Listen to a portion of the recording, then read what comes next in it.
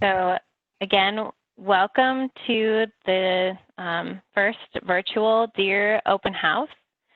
We're going to give people a couple more minutes to sign on because it might take a second to register at the top of the hour. But I just want to thank everyone for taking time out of their day to be here on this gorgeous Tuesday. And yeah, so we'll kick things off in just a minute or two.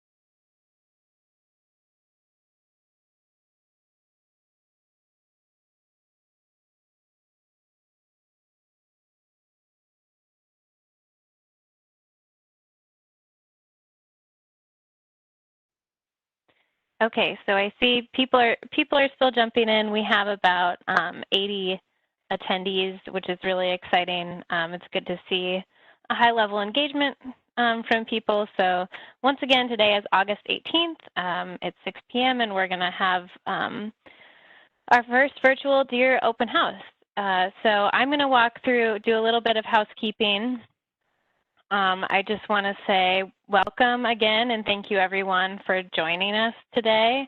If you're able to join by via computer, that is what works best with the WebEx interface. But hopefully people who are joining by phone or teleconference or on their mobile devices are able to participate as well. The way today's event is going to work is we'll have about a 40-minute presentation from Big Game Program Leader Barb Keller, and then we'll end with a live Q&A. A couple of things I want to highlight as well. This session is being recorded and we'll hopefully post it online following the event. Please be respectful during the Q&A. We'll try and answer as many questions as we can, but we're really going to focus on questions that are maybe more relevant for the statewide audience. And address any recurring themes. And then you'll have the opportunity to follow up with your area manager for any unanswered questions, or if you're participating by phone, we'll share the link at the end of this presentation. You may notice that you're all muted. That's just because of the large volume of people. So we're going to do Q&A in a written format, and your questions will be anonymous to other attendees and participants. But the hosts and the panelists will be able to see who is on there. And maybe I'll just take a second to have us introduce ourselves before I walk through how the Q&A works. So my name is Liz Scherber. I work in Fish and Wildlife Policy and Planning, and I will be helping Barb work through the WebEx today. Kelly and Brandon and Jamie, do you guys just want to say who you are and what you'll be doing? Yeah, this is Kelly Wilder. I'm also in the Division of Fish and Wildlife Policy and Planning, and I'll be moderating the comments on the side. Hey, good evening, everybody. This is Jamie Markle, Regional Wildlife Manager based out of St. Paul. My name is Brandon Shad. I'm an Area Wildlife Supervisor in Southeast Minnesota. Great. So yeah, and Barb will introduce herself when she kicks off her PowerPoint, but Jamie and Brandon are helping us with moderating the chat today. So a couple of things I want to make sure people know how to make sure people can access the Q&A panel. That's by hovering over and clicking on the icon that's a little question mark inside a box. and then making sure that you're selecting all panelists when you're asking your question in the pane on the right-hand side of your screen. Type your question into the box that says type to ask your question, and then hit send when you're ready to send. And with that, I'm going to stop sharing my screen and hand things over to Barb. And Barb, I'll have you introduce yourself as well.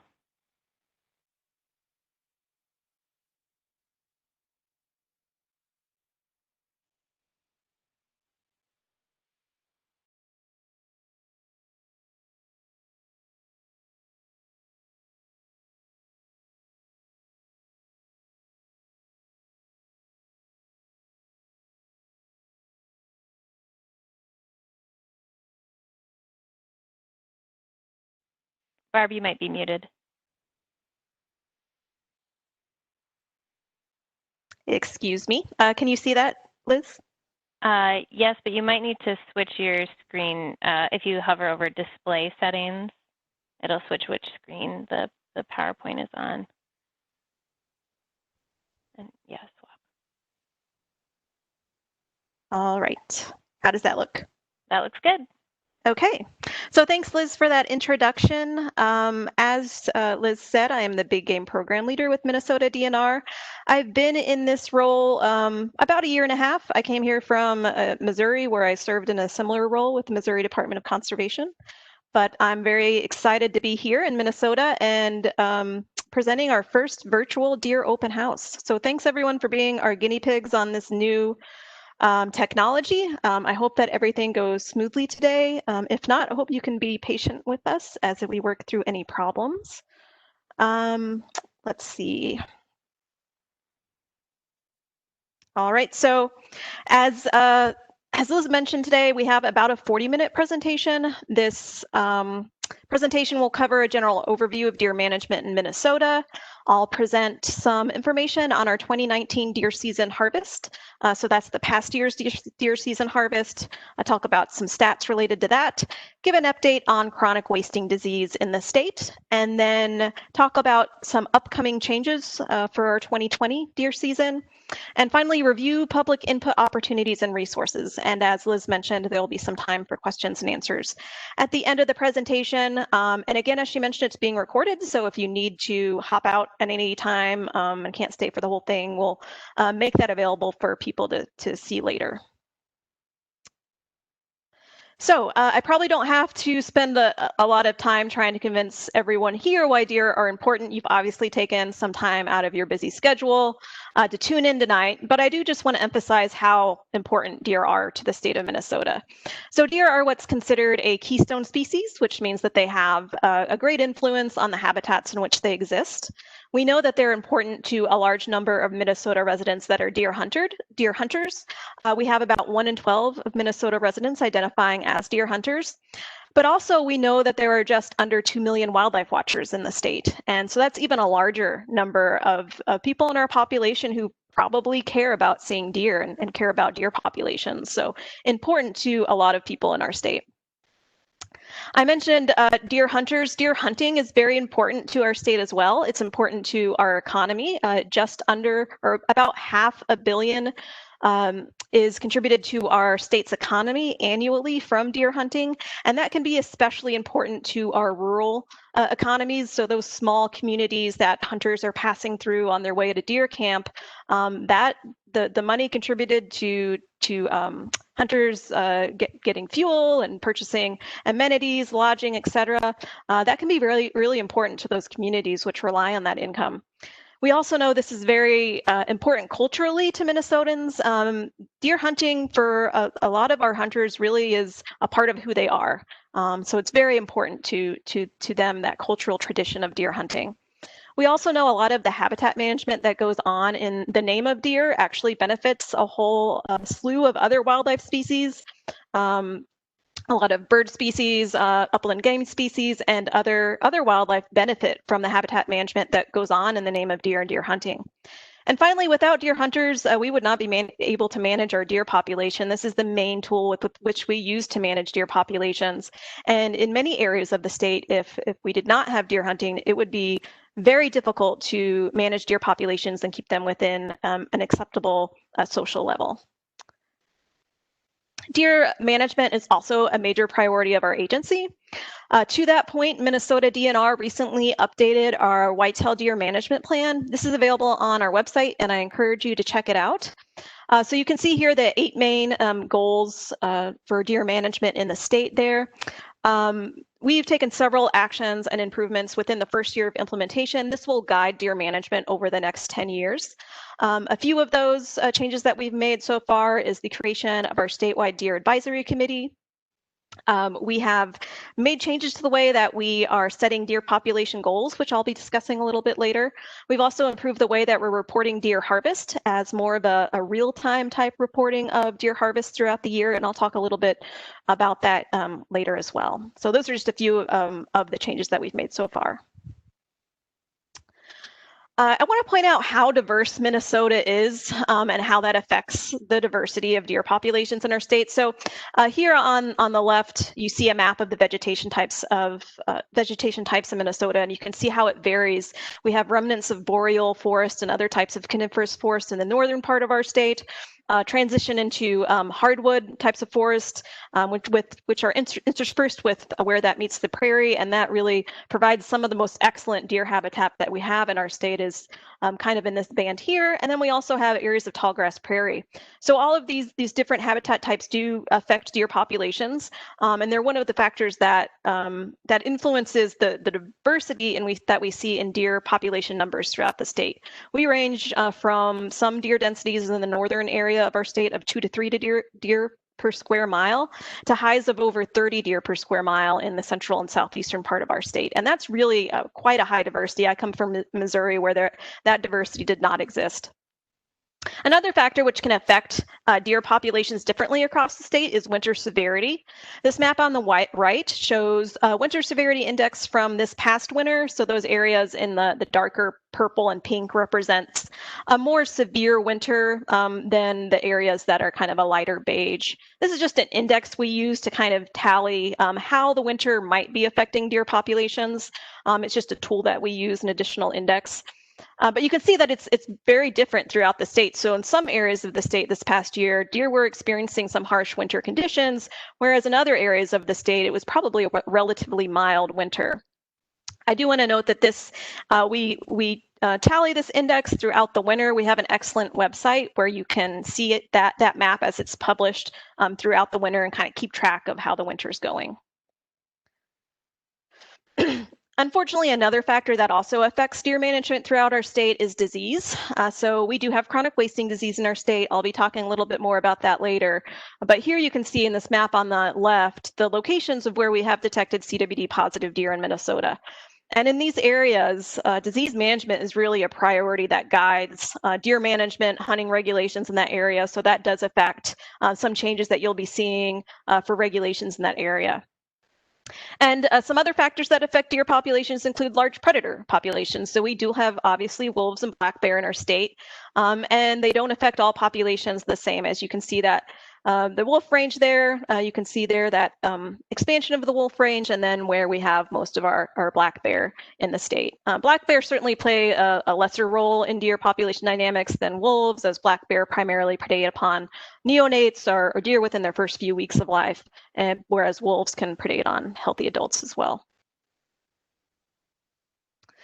We did have quite a few questions in our pre-registration survey about wolf trapping and wolf hunting, wondering when we would potentially have a wolf hunting season again. I'm sure most of you that are tuning in are already aware, but just to clarify that the wolf in Minnesota is currently listed as threatened under the Endangered Species Act. And so this means that the DNR could not consider a hunting or trapping season until that is no longer the case. But the Fish and Wildlife Service are currently considering removing the wolf from the endangered species list. And so if that were to be the case, if the wolf population is delisted, the Minnesota DNR and tribal authorities in their respective reservations would have full legal authority over wolf conservation management. And so if this were to happen, it doesn't automatically mean that there would be a wolf hunting and trapping season, but it is something that we would be able to consider at that point. We are currently updating our wolf management plan. Again, there's some great resources on our website about this process. There is also a wolf advisory committee. You can learn about that. There will be, as part of that updating process, there will be some opportunities for the public to provide input on the wolf management plan. And if you go to our website there, that's listed there, you can sign up to receive updates about the wolf management plan. And so if you're interested, I would encourage you to do that and to keep updated and be able to provide that input. So another factors which are diverse across our state and affect deer populations are our hunter numbers. This map here on the left shows the hunter density for each of our deer permit areas across the state. You can see that it ranges from a low of less than 1 hunter per square mile to a high of about 14 hunters per square mile, just under 14. So you can see that we have the most hunter numbers here in the central part of our state, but certainly that varies throughout the state. Our statewide average is just under 6 hunters per square mile. This map that the Quality Deer Management Association produces shows what the average hunter densities are by state across the country. So you can see that it certainly varies. We're about in the middle range there of where other Midwestern states are. Pennsylvania tops the list at about 20 hunters per square mile. But again, if you look at that diversity within our state, we do have some relatively high numbers compared to other states just within the state and that diverse. The diversity of those hunters on the landscape also certainly play a role in the differences in deer populations that we see. So as I already mentioned, deer hunting is very important to our state. Obviously, it's very important to have the way that we manage deer. And so monitoring hunter participation is also very important to our deer program. This figure shows the number of hunters or the number of firearms license hunter numbers throughout time from 1998 to 2019. So that dark blue line is firearms license sales, the light green is archery license sales, and that lighter blue at the bottom is muzzleloader license sales. So you can see that it's a relatively stable participation rate over time. However, since about 2013 and then potentially again in 2016, we are seeing a general slowly decreasing trend in license sales, and that follows through with archery and muzzleloader as well. So that's certainly a concern to us, as obviously this is the main way that we manage deer. It's very important to our state and our deer program. I will say that this slow decline is not as steep as some other Midwestern states have seen, so that's certainly promising. But again, this is a concern, and deer hunter recruitment, retention, and reactivation is a major priority of the deer program. One of those factors that might be contributing to that decline is the age of our hunter population. This figure shows our hunter age distribution as it was in 2015. So that's a snapshot in time about 5 years ago. The hunters' ages are here along the x-axis, and the number of hunters that fall into those age categories on the y. So you can see that one good thing here is that we do have a peak among our youth hunters. So we're seeing some pretty good numbers there, and that is encouraging. However, it seems that as youth age, they probably are having some other conflicting interests in their life, potentially as they go off to college or start their careers, and certainly participation declines at that point.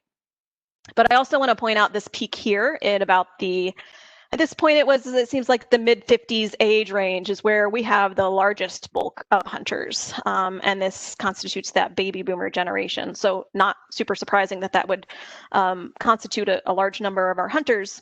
But you can also see as those hunters age, we're seeing that participation kind of drop off rather steeply, and so that's a concern. So this is 2015. We can flash forward to the most recent year, 2019. So you can see how that cohort plays out. Again, we have a peak of youth hunters, but when we look at this now, the highest number of hunters, again, they've aged 5 years forward. So we're having the bulk of our hunters kind of late 50s, maybe mid to late 50s, and you've seen that participation decline. And so there's certainly some concern here moving forward and looking forward that we could see the decline accelerate into the future as that hunter population ages. So that is, again, major priority of ours is to increase hunter recruitment, retention, and reactivate those hunters that potentially have dropped out of the sport. And so I'll be talking a little bit later about our youth deer season. This past year was the first year that we expanded that season statewide. And so one of the reasons for doing so was to encourage more youth to participate in the sport, potentially participating in hunting maybe during a time frame that might be a little bit more favorable, might be more enjoyable to those youth hunters. They might have more chance of success. Those positive early experiences might lead towards greater engagement in the sport moving forward. All right, now I'm going to jump into our harvest update for this past season. So this is 2019. Here we're looking at the total deer harvest over time from 1999 to the most recent year, 2019. A couple of things I want to point out. The dark blue represents our firearms harvest here. The white is the archery harvest, and the gray is muzzleloader harvest. And then so together these all total what our total harvest was. So one thing to point out is you see those proportions really don't change much over time. It's relatively constant, the makeup of our deer season by those different weapon types. However, you do see that the total harvest does fluctuate quite a bit. So we do see that those fluctuations in harvest. This past season's harvest was a little bit less than the previous season. It was about 3% less than the previous year. So why do those deer harvest totals fluctuate so much? Certainly in response to deer population trends, we see deer harvest fluctuate. If deer populations are increasing, you expect that hunters will be more successful and they will harvest more deer. And also in response to our regulation changes, as deer populations increase, we would increase bag limits for deer permit areas. We'd allow more bonus permits or hunters on the landscape. And so you would expect then that you would also see harvest increases, and vice versa. If we see population decreases, we'd become more conservative and limit the number of bonus permits for those areas. So certainly deer population trends play a large role in that. Also, hunter numbers play into those harvest totals. So if we start seeing some more drastic declines in hunter participation, even if we do have increases in deer numbers, we might not see the same type of increase in deer harvest we would typically expect if we're having a declining hunter population. Hunter selectivity also plays a part in that. So if we see that hunters are becoming more selective in the deer that they do harvest, they might be not harvesting the first legal deer that comes along. They might be waiting potentially for a larger antlered male, for instance. And so if we see more of our hunters become more and more selective, that might also affect those deer harvest trends. And finally, weather and hunting conditions can play a big role in harvest numbers. So the bulk of our overall deer harvest occurs during only 2 days, the opening weekend of firearms season. And so really poor weather during those 2 days can really have a surprising impact on overall deer harvest. And throughout those first few days and the second weekend as well. Hunting conditions such as flooding and other issues can also play a role in that. So certainly, all these factors play a role in what we're seeing for deer harvest trends over time. I want to take a moment and talk about deer population goals, because this really plays a big part in those changes that you see with bag limits in the deer permit areas. So population goals, we set these about every 10 years at the deer permit area scale. And what these goals are where we want to see that deer population go for the long term. Basically, would we want the population in a deer permit area to increase, stay the same, or decrease? And then by what magnitude will we want that to happen? And this really guides those annual decisions on should we increase the bag limit in a deer permit area, stay the same, or decrease. And that's based on where that deer population is relative to what the goal is for that permit area. If the deer population is above goal, we might want to increase the number of permits available. If it's below goal, we would potentially limit those number of permits available. Public input is a really important part of this goal setting process. Again, we're starting the process of revisiting goals throughout the state. This past year, winter of 2020, we visited this blue region here. And for this upcoming year, 2021, we'll be visiting the purple areas. There will be the opportunity for the public to weigh in on these goals. We had some workshops that were set up last winter, and we're looking at how we can have those workshops potentially virtually this year. So be on the lookout, especially if you're in those areas that we're visiting this year. Probably about December, we'll be starting to communicate with how folks can get involved and provide input on those deer population goals. All right, back to deer season numbers. So we can see the breakdown by season here, as well as the type of deer that was harvested. And then you can see that here as well, that obviously the bulk of our harvest comes from firearm season, but archery certainly plays an important role, as well as muzzleloader. I'm going to talk about the youth season here in a moment, but you can see that for the first year of that statewide expansion, the youth season contributed about 3.2% to our overall harvest. I do want to note before I go on that we have our harvest summary report on our website, and you can see all of these numbers broken down in many different ways by the deer permit area scale and other ways to look at the deer harvest. And it is broken down further into just buck or antlerless. We have it broken down into the fawn female, fawn male, et cetera, doe antlered bucks. So check that out on our website if you're interested, and there's a wealth of information available there. So most hunters are probably more concerned not with that statewide total, but more of what the harvest is like in the deer permit area they hunt. So I do want to provide a couple maps here. This is the 2019 total harvest per square mile by the deer permit areas. So you can see how that varies throughout the state. In general, we see, higher deer harvests occurring in the central part of the state and the southeast. We can also compare that to what the previous year's harvest was. So those areas that are the darker blue here, and this plays forward to the next few maps that I show, darker blue represent higher numbers or increases in harvest, and then that lighter blue or purple represents lower numbers or decreases in harvest compared. This is compared to the previous year. So you see that we have a decrease in harvest here in this kind of conglomeration of deer permit areas. And we did see lower deer, probably lower deer population trends in these areas. This is an area that experienced some harsh winter conditions this past year, as you saw in that winter severity map from earlier. And then we saw relative to the previous year, deer harvest increase in kind of the northwestern, central part of our state, and also in some of the southwestern part of our state. I did want to point out that decrease in harvest that we saw overall was primarily attributed to a decrease in the 100 series deer permit areas, whereas 200 series was about the same from the past year. 300 series, there was an increase. We can look at that kind of longer term trends, looking at that 5-year mean and how the most recent harvest compared to that. So here, compared to the 5-year mean, we're seeing kind of a trend of increasing deer harvest again in kind of the northwestern part of our state. And that also extends into some of our central and southwestern deer permit areas. Lower trends or lower numbers trending in the northeastern part of our state, likely due to some harsh winter conditions there that have existed there. Okay, now I want to talk about the youth deer season harvest, since there was that big change this year. So this map here on the left shows the total number of deer harvested during the youth deer season by permit area. So you can see how that varies from a low of 0 deer harvested during the youth deer season to a high of 366. So you can see how that varies across the state. The statewide average was 46 deer being harvested during that youth deer season by permit area.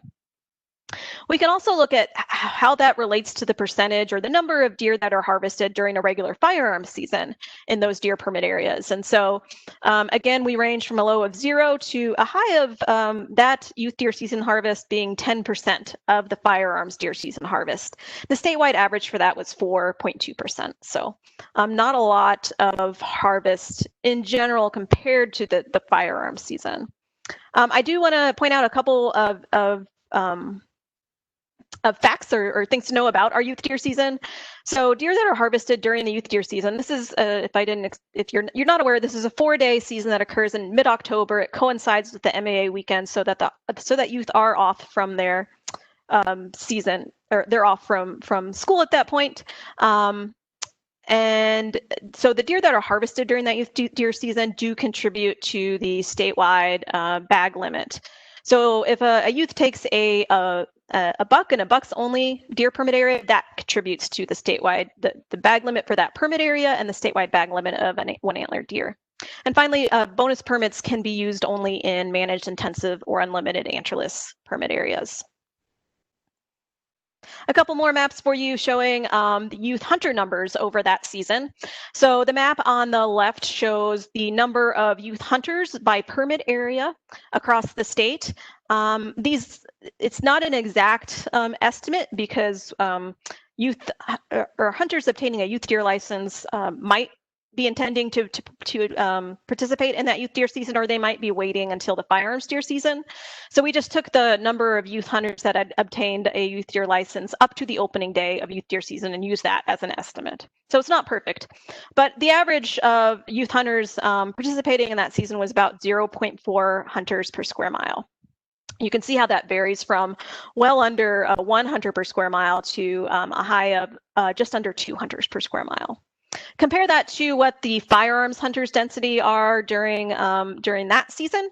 So I took those hunter numbers and divided it by the number of firearms hunters in those deer permit areas to kind of maybe get a surrogate of the percent of firearm season pressure that deer populations would be experiencing during the youth season. So you can see how that varies here. The statewide average was 7.2%, but it ranged from about 2.5% to almost 18% in some deer permit areas. So just wanted to just show, what the facts were for the youth deer season, but also talk about our youth deer license trends over time. This figure shows the number of youth deer licenses obtained from 2010 to 2019. So the dark blue line here represents the number of licenses sold. So that it corresponds to this y-axis here on the left.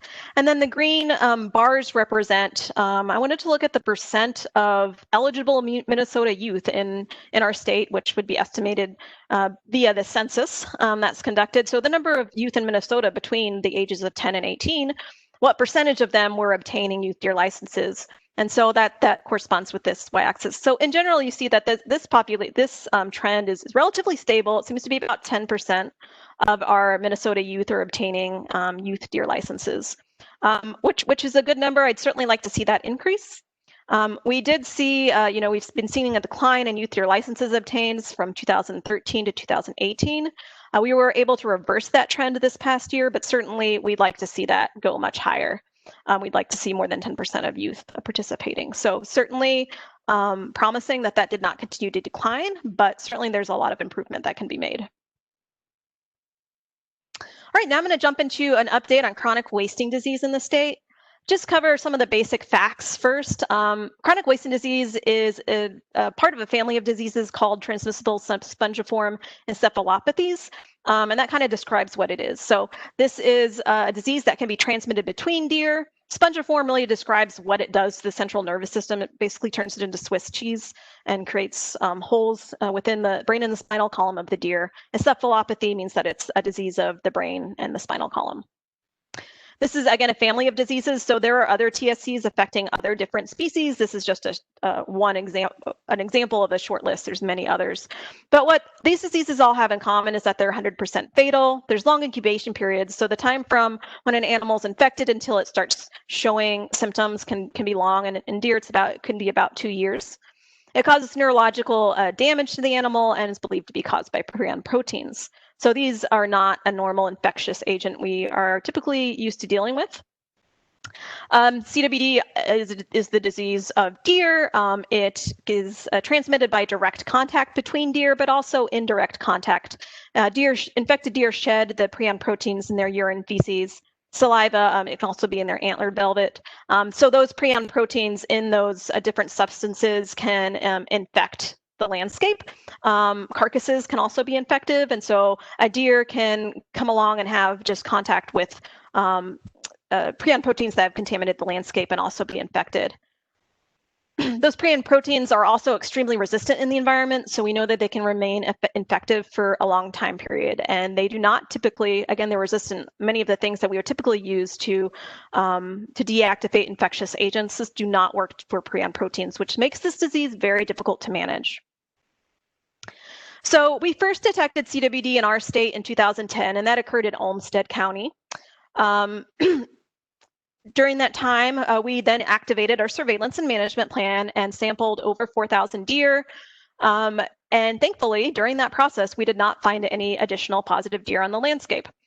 So I'm actually got the circle in the wrong place. This is the Olmsted County positive. That's actually Dakota County. But so that response was then concluded, and we dissolved our management activities in that area. Unfortunately, we then also found the disease in 2016 in Fillmore County. This is an area we have detected additional positive deer. There's been a total of 68 deer detected in and around this area. So this is an area where we do have, unfortunately, persistent infection, but it is at a low prevalence rate. You can see that we've sampled quite a number of deer in this southeastern part of the state as part of that response. We also, in 2018, as part of the surveillance going on in this area, detected the disease in Houston and Winona counties. So this is the second area of infection in that southeastern part of the state. 17 deer have been detected here since 2018. Again, this is an area where we do have persistent infection, but again, it's at a low prevalence, which is certainly promising that the prevalence does not seem to be steadily increasing. Prevalence rates here in southeastern Minnesota are at about 1% or less. Then in 2019, we first detected the disease in a free-ranging deer in Crow Wing County. This was part of a surveillance going on around a captive cervid facility that had positive animals. And so we did unfortunately find it there that it had spread into our wild deer population. One deer to date has been detected in this area. We've sampled nearly 13,000 deer, and we are entering the second year of our surveillance plan. When we have these initial detections of just one deer, we start the clock on a 3-year surveillance plan. If we get to the end of 3 years and we feel confident in the number of deer that we've sampled, then and have not detected any additional positive deer, then we would conclude our response in these areas. And then finally, the most recent detection occurred in March of 2020 when a free-ranging deer was detected in Dakota County. This is a very recent detection, so we have not done much surveillance yet. We're just about to start our surveillance this upcoming fall, and this will start the first year of that surveillance plan. So as I've alluded to, we've also have captive cervid facilities in our state that have detected positive deer. I do want to point out that the Department of Natural Resources does not regulate these captive cervid facilities. The agency that does that is the Minnesota Board of Animal Health. However, when there is a positive detection, we do work closely with them to determine what the risk is to our free-ranging deer population. And in these areas where they have been detected, we do surveillance around those facilities to try to determine if that has spread into our free-ranging deer population. So the most recent ones, I'll be talking about some regulations related to this, would be Pine County and Douglas County. That was these two areas were captive cervid facilities that were detected to have the disease this past year. So as far as what the Minnesota DNR is doing about chronic wasting disease, we've recently updated our management plan that's available on our website, so I encourage you to check that out. The main goals of the management plan are to find the disease where it exists as early as possible. So we use risk-based surveillance to accomplish that. It's really important to find it early on in the infection process to be most effective in preventing future spread and transmission of the disease. So that's a high priority of ours. When we do find the disease, we aim to slow the spread of the disease where it is on the landscape. And so there are several different management actions we use to achieve that. We increase harvest in our CWD management zones. So you'll be seeing the harvest or the bag limit in some of these areas is unlimited. We also increase harvest opportunities. There might be additional seasons. We have a low-cost disease management permit available to use here. So the aim is to increase harvest and therefore reduce densities, which should help with that deer-to-deer transmission of the disease. We also apply carcass movement restrictions where we found it on the landscape, and that prevents the movement of whole deer carcasses out of areas where we know we have the disease. The prions that cause this disease are concentrated in the spinal column and the brain of the deer, and so those are the areas we don't want moving out of these areas. To help out hunters with that restriction, we provide dumpsters in those areas for hunters to use as they're leaving potentially where they've harvested their deer, and so they can quarter their deer. They just have to remove that head and spinal column and leave that in the dumpster. That's what can't move out of that area. Localized culling is something that we do in the winter after the deer seasons are over around disease hotspots. This is easily one of the most controversial management actions that we take with regards to CWD, but it's also one of the most effective. So this occurs not at the deer permit area scale. It occurs in localized hotspots within permit areas, much smaller spatial scale, where we remove deer. And this also, results in removing positive deer that weren't harvested during the regular deer season. So they were on the landscape during the entirety of the fall deer season and were not harvested. This additional opportunity allowed us to remove them from the landscape. Feeding and attractant bans are also used both where we find the disease in our wild population and in captive populations. So feeding bans exist in both those counties where we have the captive positives and the free-ranging positives. An attractant ban is added when we find it in our free-ranging deer population. You can look on our website or our deer regulations handbook to see where those restrictions apply. All right, now I'm going to jump right into our 2020 deer regulations because unfortunately CWD just kind of lend itself right into that because most of the changes that we've made this year to deer regulations are based on chronic wasting disease and some new areas of the state that are affected. So all of the shaded areas that you see here, whether it's gray, orange, red, yellow, purple, we are doing CWD surveillance. So we are sampling deer in some of these areas. So this is a response here to that Pine County captive facility. This is a response to the Douglas County captive facility. And then we have a buffer around our new deer management area, which is 605 in response to the Dakota County free-ranging positive deer that was detected to be positive. So the gray areas don't have any additional carcass movement restrictions applied to them. We're just doing sampling there to try to see if it's in the wild. All of the other colored areas, orange, purple, yellow, red, have carcass movement restrictions. So you're not allowed to bring whole deer carcasses out of those colored areas. And again, we'll have some dumpsters available. Look on our website. That is the best source for our most up-to-date information on dumpster locations and sampling site locations. I want to emphasize that this year, as far as the sampling is concerned, it's not mandatory. We made that decision based on COVID. We didn't want to have a regulation which forced hunters to bring in their deer to an area where we weren't really able to manage the COVID risk. So it's all voluntary this year and done via self-service sampling station, so dropping heads off at a location. But we're really encouraging hunters to submit those samples because this is very important for our management and surveillance of the disease, obviously. So really encouraging hunters to do so, but it is a voluntary process this year. Please, again, refer to our website, look at our regulations handbook for more information on that.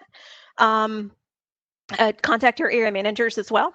So there's a lot of information on our website about those regulations. Okay, so other just more general regulation changes. We have increased harvest opportunity in 28 permit areas, reduced harvest opportunity in 18 permit areas. You can see that we've gone bucks only here in some of these deer permit areas in our Northeast in response to those kind of decreasing population trends, harsh winters. It seemed appropriate to be more conservative here. However, in other areas of the state, we have added opportunities both by bag limit changes, but also the expansion of our early antlerless deer season. This is a 4-day season that coincides with that youth deer season. Those areas where you see this dashed line are those areas which are open to the early antlerless season. The bag limit for the early antlerless season is 5 antlerless deer. Again, it's during that 4-day time period in October. The reason for that expansion, these areas underwent our deer population goal setting process this past year. They are currently above goal, and they were area managers and the deer program thought that the continued intensive harvest probably wasn't going to move those deer populations where we wanted them to go. So we're adding this additional harvest opportunity, and we'll see how that goes this year. Other areas were added due to, again, disease management, where we aim to increase harvest in those areas. The elimination of our antler point restriction, that would have been in place in only 3 permit areas this upcoming season, 341, 342, and 338. It is automatically removed in disease management areas. We were concerned that 2 of those areas were sandwiched in between disease management areas. APR is a concern for disease management because it can promote deer, and it does promote deer into older age classes. We know that older age bucks are 3 times more likely to have the disease. We are also concerned about the dispersal of yearling bucks across the landscape. That regulation protects yearling bucks. So if they happen to be infected and move to a new location, they could transmit that disease. Finally, deer permit area boundary changes to be aware of. There's some that occur here in the northwest portion of our state. Some boundary area change areas here in the northern portion of our state. These areas underwent goal setting last year, so that was part of that process. And then, of course, we created this new permit area 605 in response to our Dakota County CWD positive deer, so that affected those boundaries. Okay, I'm just gonna, we're approaching the end here. I wanna make everyone aware of some of our resources available on our website. So we have this great interactive deer permit area map, which allows you to zoom in on your deer permit area, select it. You can select a detailed reports map or just the regulations for that deer permit area. This is one of our new ones where the boundary changed this year. So if you select that detail report, you get information from the area manager about that deer population in that area. You also see who the area manager is and their contact information. And I encourage you to contact them and let them know what you think about deer regulations, what you think about the deer population in your area. There's also a lot of other information provided here, some statistics on the landscape as well as harvest in that area. So that's a great resource. A lot of information on chronic wasting disease on our website, including all of these new regulations. This is where you can check your test results. I will note if you happen to harvest a CWD positive deer, you'll be getting a phone call directly from our wildlife health staff to let you know that. You wouldn't find out via the website, but this is where you can check if your not detected results are in. As well as, again, all the information about sampling stations and dumpster locations. So please check that out.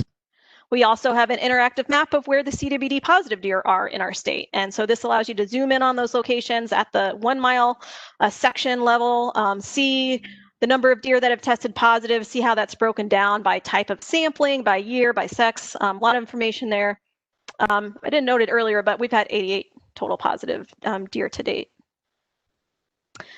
And then we have, as I alluded to, a new deer harvest tool, which will be kind of as close as we can get right now to a kind of live deer harvest as it occurs throughout the season. This tool is updated Monday through Friday. It's not updated on the weekends, but it does show you the total number of deer that were harvested to date in the state. You can also click on a deer permit area to get that level of information by deer permit area. You can see how that's broken down. So encourage you to check that out as our deer season gets underway. One thing I'll note is that this number doesn't include special hunts because that's difficult for us to parse out into the deer permit area scale, but it does constitute the greatest portion of our deer harvest. So special hunts are just a small portion of that. All right, finally, I want to encourage you, as part of our deer open houses, we usually have these at the area manager offices, and we encourage you to talk with your area manager and again, provide that input. We're not able to have that obviously right now, so we are encouraging you to contact your area managers. This link here gets you to the website where you can find the information about your area managers numbers. You can also, again, use that interactive deer permit area map to get that manager's name and number. So please do, again, contact them. Public input's a big part of our process, and we want to hear from you. So with that, here's my email. Feel free to use that if we get through these questions and you feel like your question wasn't answered, or if there's any other questions you have or additional information you need, please do feel free to reach out and contact me. And with that, I'm going to hand it back over to you, Liz. Great. Well, thanks, Barb, for that presentation. Like we said at the beginning, this recording will be available on the DNR website.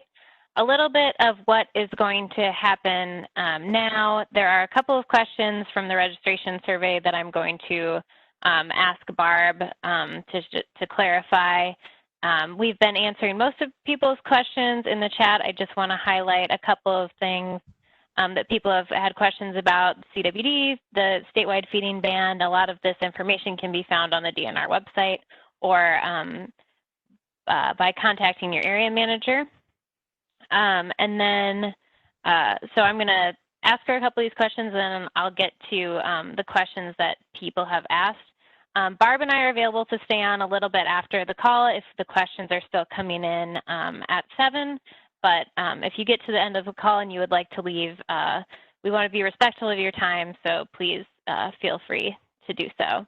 And with that, the first question from the registration is, how do you decide on if a deer permit area is managed or intensive, and what are the sources of information for making that decision?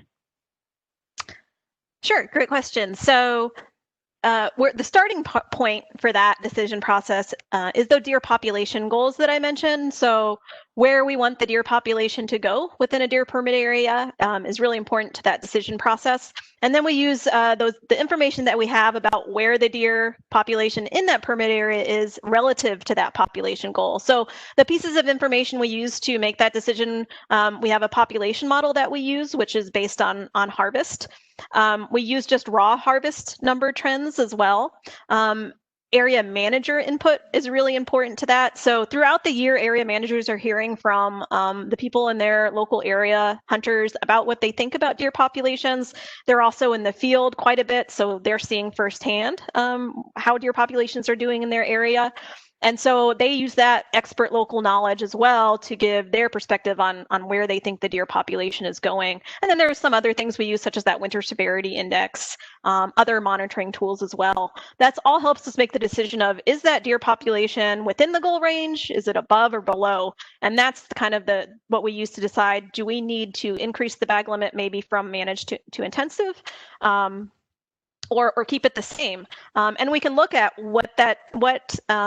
if that designation has been used in that deer permit area in the past. We have that historical information and can know if we were to make that change, what we could expect to see for deer harvest, typically for that area. So there's a number of different things that we use to kind of help us inform that decision. But it's an iterative process between our area managers and ourselves and many other people in our agency who help with that decision. Great.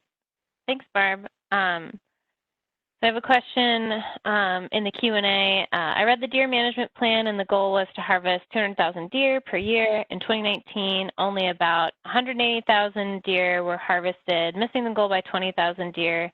Was there any discussion about starting the deer season earlier? Starting the deer season early to harvest more deer.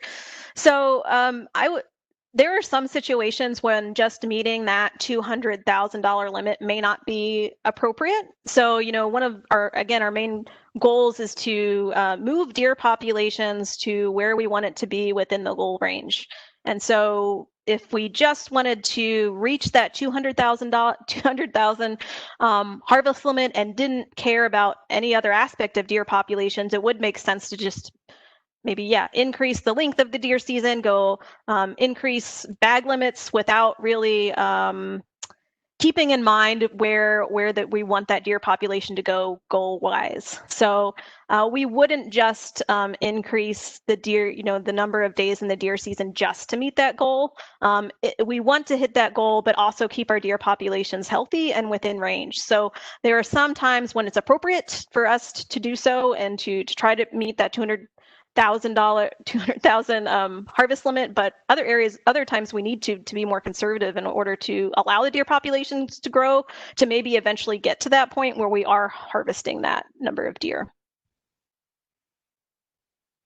Thanks, Barb. Another question somebody had, what is the hunter acceptance of the youth season? Is it generally liked or disliked? So we did some input ahead of making that change, and so we asked hunters what they thought about the potential expansion of the youth deer season statewide. In general, the majority of hunters did support making that change. But certainly leading up to that change, we certainly heard anecdotally, emails, phone calls. You may have seen some letters in outdoor news. We did hear some concerns that hunters were having about the deer what that youth deer season might mean to their firearms deer season, to deer populations, to the overall deer harvest. So we did hear some of those concerns. I can't say that I've heard a lot after that youth deer season occurred. Certainly, I might hear some more leading up to our second expansion of or second year of this expansion. But again, if we go back to the public input received from the surveys that we did, generally there were a majority of hunters that favored making that change. Great. So I have a couple of CWD related questions that I'm gonna clump together. So one is, if you get an insufficient number of voluntary CWD samples in a monitored area, will you extend the sampling period to 4 years? And then another question is, when are you going to push the legislature to ban cervid farms and use license surcharge to buy out the other farms?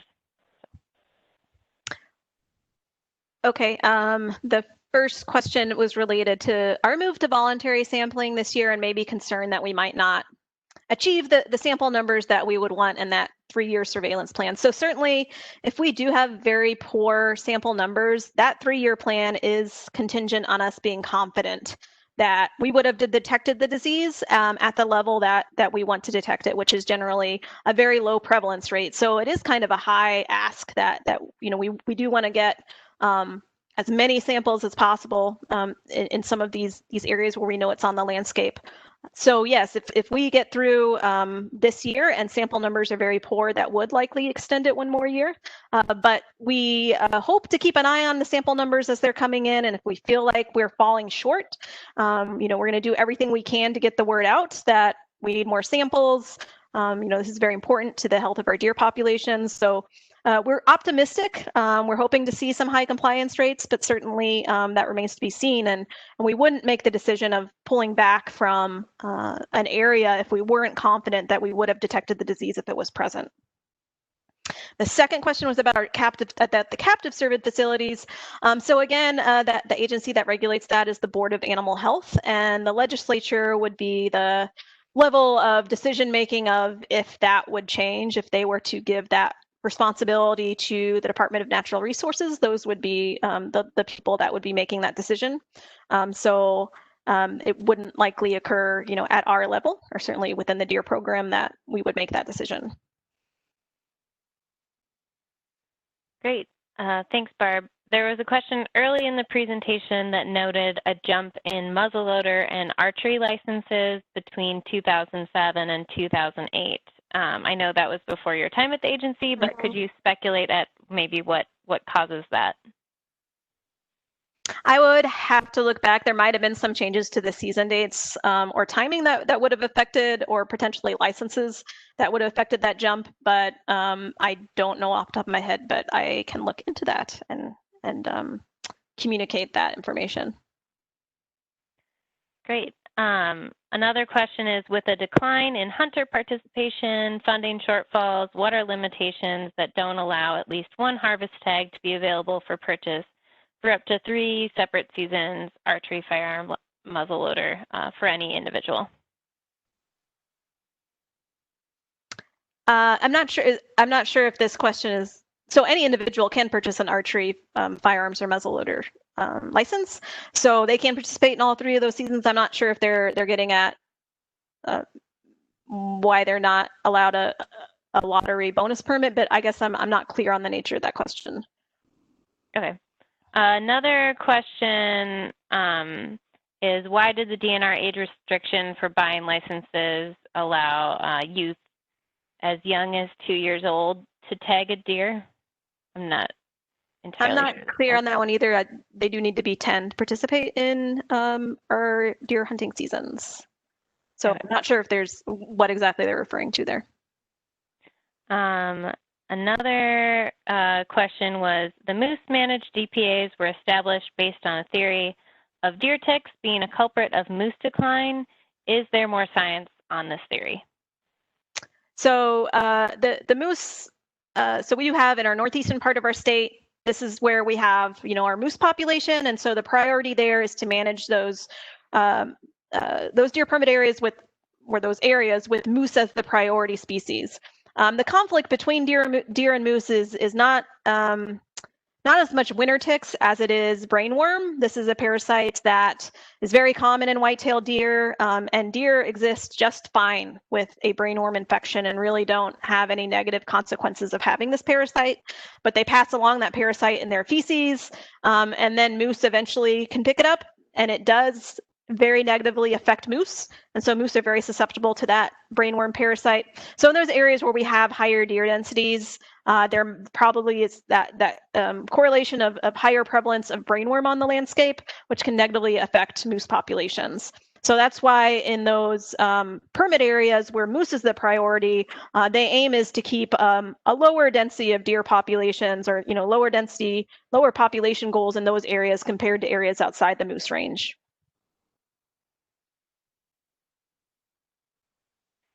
Great. So those were all of the questions that we had.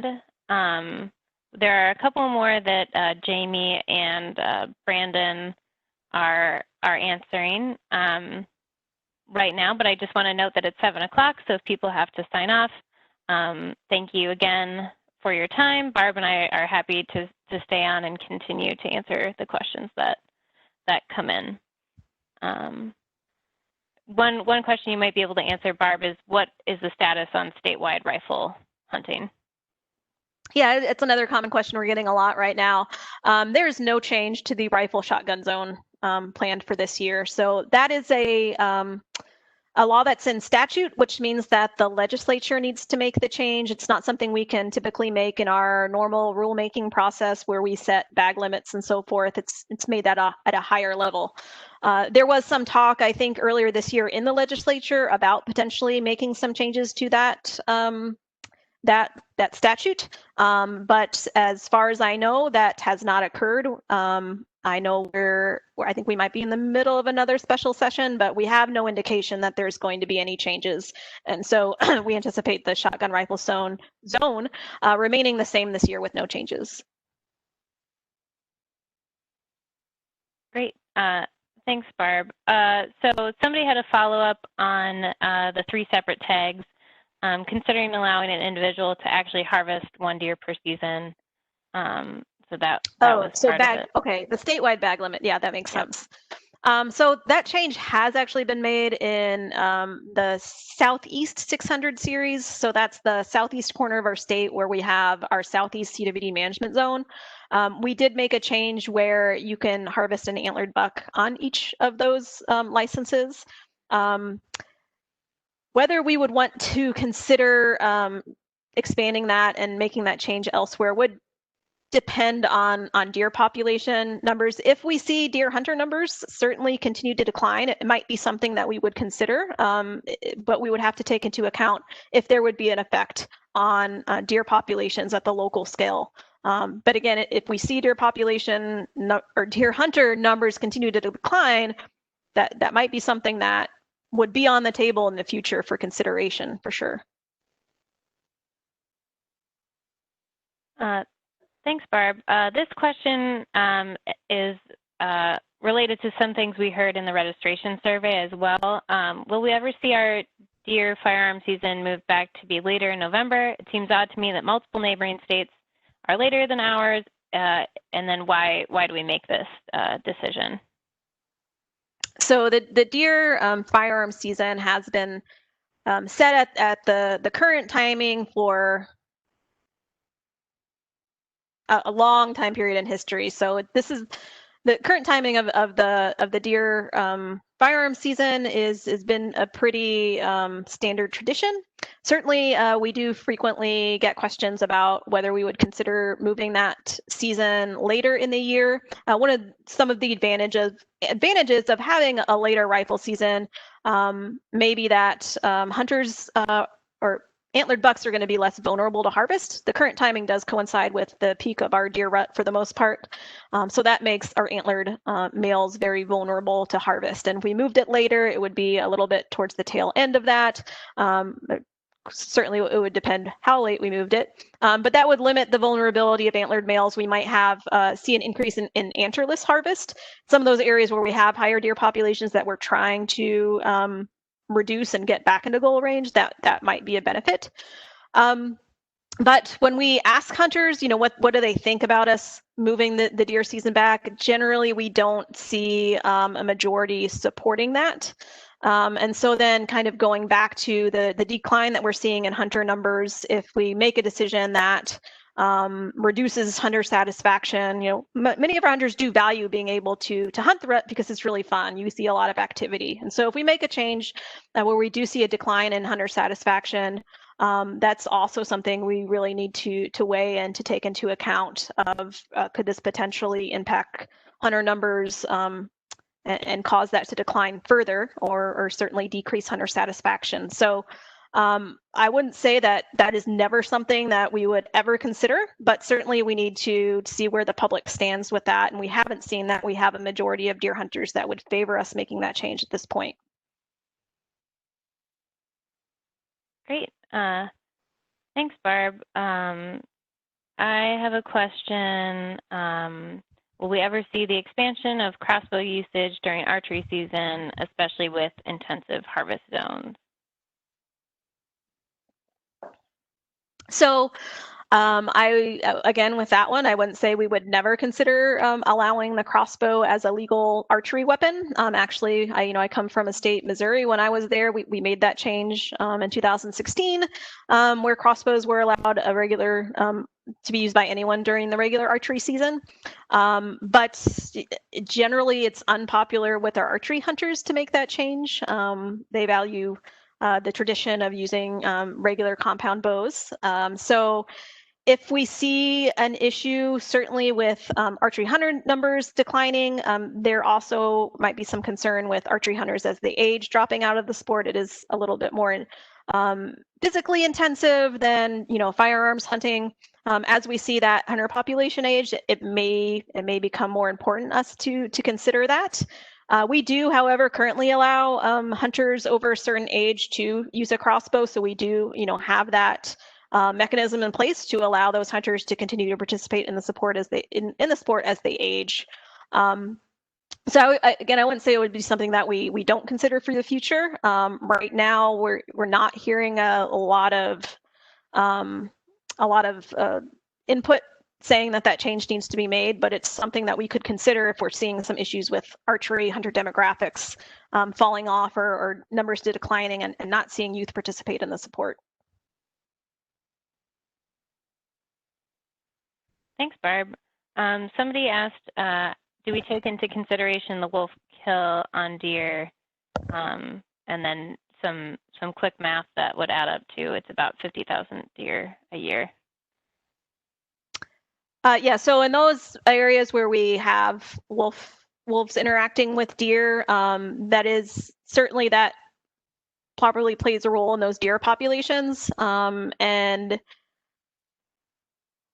there's also some interactions that occur there with winter severity where wolf populations exist as well. So this is something that our area managers are aware of, that wolves are having an effect on the deer in their area.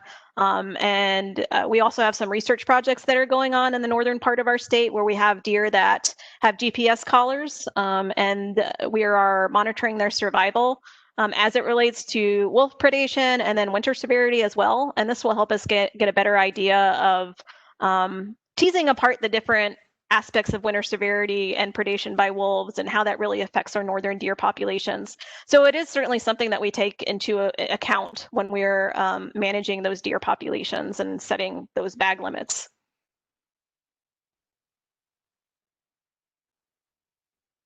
Great. So I'm going to ask this question and then maybe we'll have time for one or two more. I don't want to keep people too late. So this question is, Olympi deer in our yard would not make it out without added nutrition. Douglas County, when will the feeding ban be lifted? So again, we have a 3-year plan when we have detected the disease in a captive cervid situation. And so the Douglas County was just detected this past year. So we have planned 3 years of surveillance around that area. If we make it through that 3 years and we're confident in those samples that we have collected, then we would dissolve that response, and the the feeding ban would be lifted. And this has actually just happened this year in the Meeker County area. We had a captive cervid facility there and probably about 4 years ago, and had a feeding ban in effect there. We went through our 3 years of surveillance and did not detect the disease, and so that feeding ban was lifted this past July. Great. So I have another question. When looking at past years' harvest success rates over the last 5 to 10 years, the B season has outpassed that of the A season in the Southeast. Has this been taken into consideration in the need or desire to move the firearm season back in November? That success rates are higher during the bee season.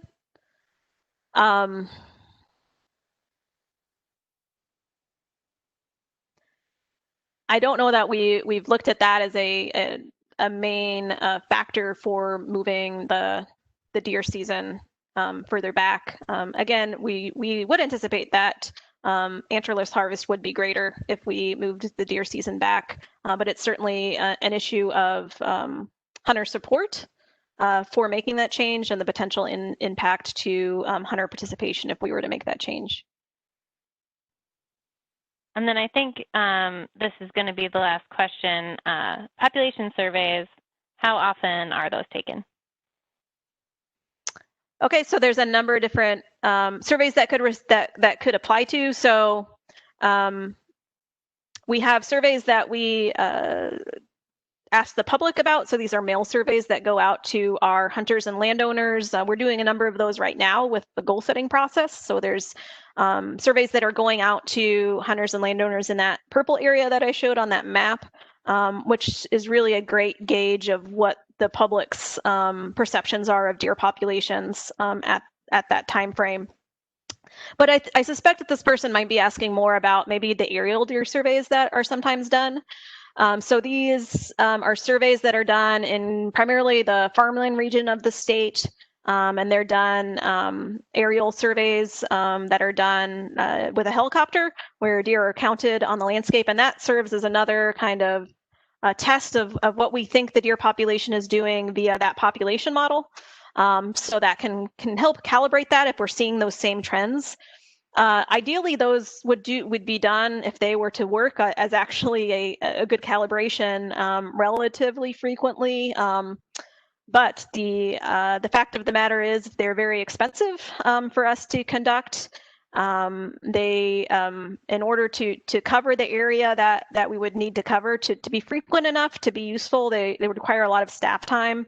And it requires, good snow cover, which probably isn't as big of an issue in Minnesota, but you need adequate sitability. And then there's the safety factor as well. Folks may have heard just recently in the news that 3 biologists were just killed from a helicopter crash in Texas this about a week ago. These are relatively risky situations, so that certainly does play a role in our decision making as well.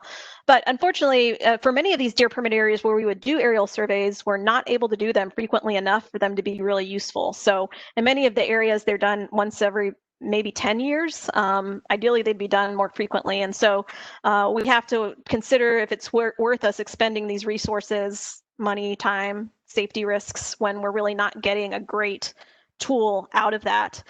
So to that end, we're kind of rethinking how else can we monitor deer populations. And so there are a couple of things we're working on. One is a bow hunter observation survey. So this is out of our research group. So they're working on this survey, kind of a citizen science sort of approach. Bow hunters that are interested they're working on a process where they can opt into the survey and record observations in the stand. And so that can be a useful tool for us to monitor deer population trends, demographics as well.